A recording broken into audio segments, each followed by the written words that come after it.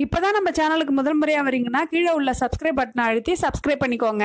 பக்கத்துல உள்ள பெல் ஐக்கானை அழுத்தி ஆல்னு கொடுத்துக்கோங்க. அப்பதான் நம்ம போடுற வீடியோ தினமும் உங்களுக்கு கிடைக்கும். சரி வாங்க இப்ப நம்ம வீடியோக்குள்ள போகலாம். திருமண வீட்டில் சமையலை முடித்துவிட்டு அழுத்து போய் வீட்டுக்குள் அடியெடுத்து வைத்தார் கனகசபை. அப்பாடா என்று சேரில் அமர்ந்தவர் மனைவியிடம் இவ்வாறு கூறினார். கனகா, இந்த சமையல்கார பொழப்பு என்னோட போகட்டும். நம்ம பையனை பெரிய இன்ஜினியர் ஆக்கணும் என்றார். ஆமாங்க, நீங்க சொல்றது சரிதான். இப்படி அடுப்புல வெந்து சாகிற பொழப்பு உங்களோட முடியட்டும் என்றாள் கனகா. நாட்கள் ஓடின. மகன் சிவராமன் +2வில் நல்ல மதிப்பெண் எடுத்து தேர்வாகி இருந்தான். ஏன்பா, எந்த காலேஜில் இன்ஜினியரிங் அப்ளிகேஷன் வாங்கியிருக்க என்று கேட்டார் அப்பா. மன்னிச்சிருங்கப்பா, நான் இன்ஜினியரிங் படிக்க விரும்பவில்லை என்றான் சிவராமன். மகன் கூறியதும் பதறிப்போனார் கனகசபை. தன் கனவை மகன் சிதைத்து விடுவானோ என்று பதறியது அவர் மனம்.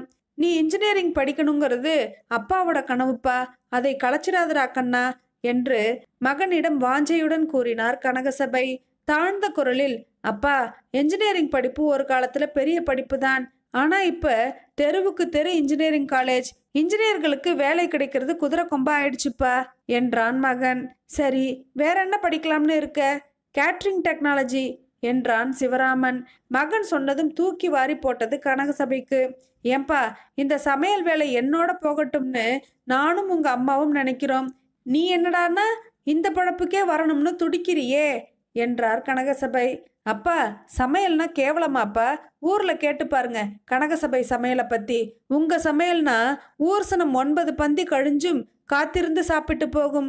ருசியா சமைக்க உங்களை போல 1-2 பேர் தான்ப்பா ஊர்ல இருக்காங்க. உங்க சமையல் கலை உங்களோட அழிஞ்சு போயிடக்கூடாது. அதுக்கு வாரிசா நான் வரணும். அதுக்காகத்தான் கேட்ரிங் டெக்னாலஜி படிக்கிறேன். ஏட்டு படிப்போட உங்க அனுபவ பாடமும் சேர்ந்தா நாட்டிலேயே நான் பெரிய சமையல் கலைஞனா ஆயிடுவேன். 1000 இன்ஜினியர்கள் எளிதா உருவாயிடுவாங்க. ஆனா வாய்க்கு ருசியா சமைக்க ஒரு கனகசபை உருவாகிறது ரொம்ப கஷ்டம்ப்பா. நான் ஒரு கனகசபையா உருவாக விரும்புகிறேன் என்றவாறு கேட்ரிங் படிப்புக்கான விண்ணப்ப படிவத்தை தந்தையின் காலில் வைத்து வணங்கினான் சிவராமன். ரொம்ப நல்லா வருவப்பா என்று கண்ணீர் மல்க மனதார மகனை ஆசீர்வதித்தார் கனகசபை.